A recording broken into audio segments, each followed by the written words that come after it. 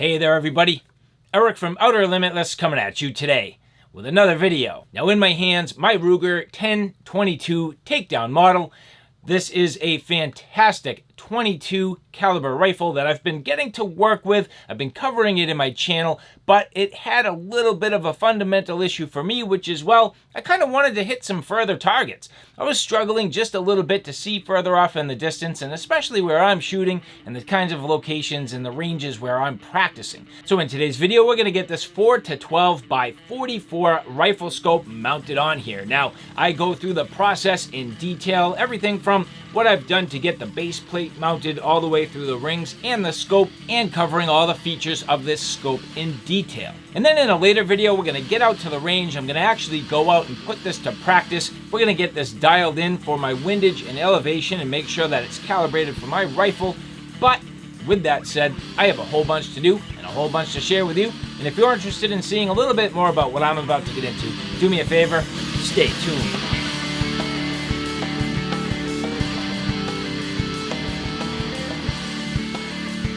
And so here, as we get into the installation of the Copperhead 4-12 by 44 rifle scope.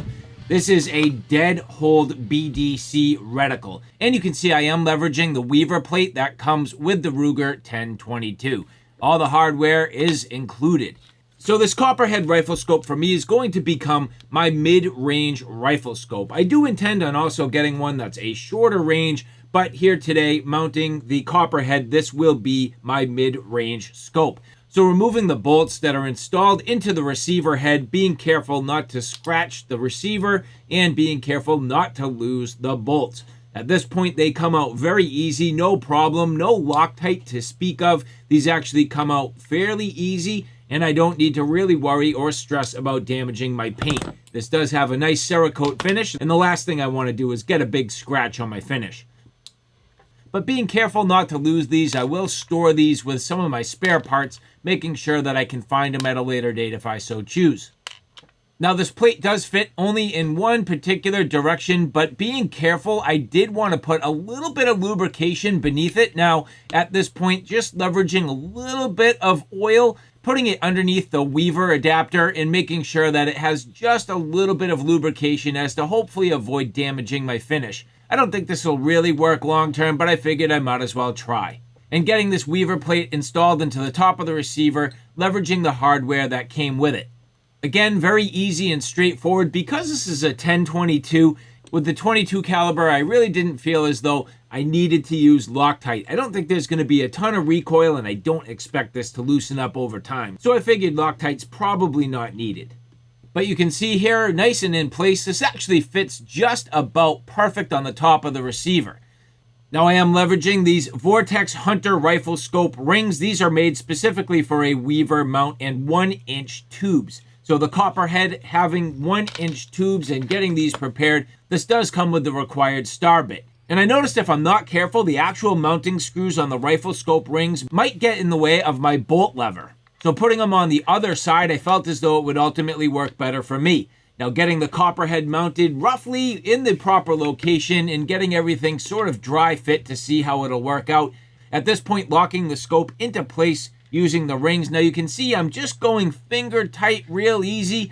However, at the end of this, it does require using a torque wrench. They suggest going to roughly about 18 inch-pounds. I decided for my purposes, I would go to 15 inch-pounds just to make sure that if the calibration on my torque wrench isn't quite right, I'm not over-torquing. And it did seem to be just about perfect. Now, taking my time and doing my best to get the scope aligned, the reality of this is, well, I should have a bench and a bench rest and appropriately working on this with levels. But the reality is I'm pretty much at this point not set up to do that. So even though I should really use levels to get this perfect, I'm doing my best just by eye and trying to get it close. Now again, where I'm not a professional and I'm pretty much a novice, I figure I might as well learn some lessons and learn them the hard way. But getting this torqued using my torque wrench, going to the 15 inch-pounds, this went very well, and I did my best to get these as even as possible. Now, if you're not careful, you can unfortunately get these rings a little bit crooked and a little uneven, so it's definitely worth taking the time to get them nice and even so you get appropriate torque and even pressure on your tubes on the rifle scope. But again, very straightforward getting this mounted. I have to say, even though this is a little bit larger, it looks absolutely fantastic. So one of the things I was hoping with the high posts is that I could still see my sights through. So as you look here, you'll notice there is a hole, so sort of a pass through from the back towards the front and then through the sights. Now I can see the front sight, but unfortunately, I mean, it's close, but I think I'm just outside of being able to see my rear sight. So I was hoping that I could still use that. Now the other thing is the front end of the optic kind of dives down and sort of gets in the way there. So as you look at how this dives down, it does get a little bit into my sight picture. So unfortunately, I think if I was going to be using this for just general close-up and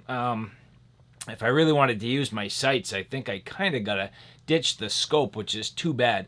So I was hoping this could just literally stay on there, but unfortunately it can't. Now another thing that I have to work on is dialing in the actual reticle. So this has an adjustment. Basically you take this little lock ring here and loosen that up, and then the entire back side here will spin and allow me to focus. So that allows me to actually get my actual reticle in focus, and it's kind of like a set it and forget it.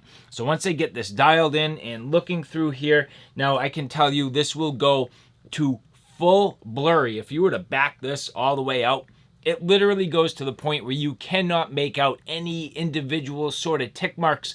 But where I have it now dialed in just about perfect, actually super tight and granular and in focus. So now taking this lock ring, locking that into place, I'm going to make sure that this is not able to spin on me. So while I change the magnification, which is on this ring here, I don't want that to actually spin. Now taking a look at this here, you'll notice this does go from a 4 times magnification up to 12 times.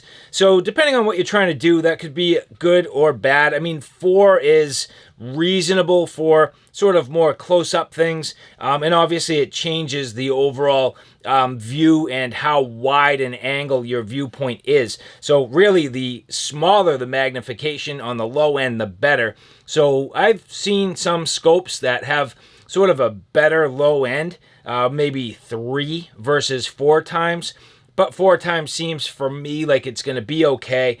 And then going up to 12. Now again, I was kind of hoping that with these high posts here, I was really going to be able to look through. But as you take a look at this here, even with the pass through here, I still can't see my sights. But generally speaking, I think this is going to be pretty good for me. Now, unfortunately, even though I got the reticle literally perfectly in focus, and the scope itself, hard to say. Yeah, once it goes far enough away, it is still in focus. So this is something I'm gonna have to play with and get used to, but overall, I think it's gonna be pretty good for me. So the follow-up to this is going to be a trip to the range, getting this dialed in. Now, we'll get into that in detail, but that's for a later day. Really, at that point, kind of going through all the windage and elevation adjustments. I don't want to mess with this just yet, so that is for another day. But for today, getting it mounted, really at this point, this is something that I think is going to help me quite a bit. Brand new to rifles, brand new to scopes, but there's only one way to learn, and that's to get into this. So at this point,